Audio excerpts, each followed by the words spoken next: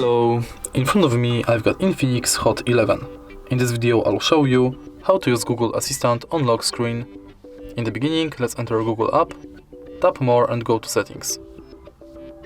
Enter Google Assistant, voice match and make sure that this function is enabled.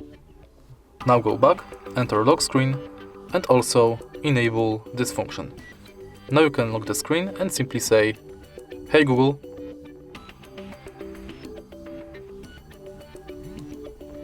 Hey Google,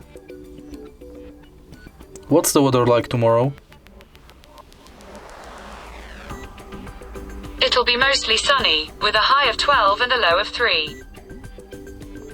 If you find this video helpful, please leave like, comment and subscribe.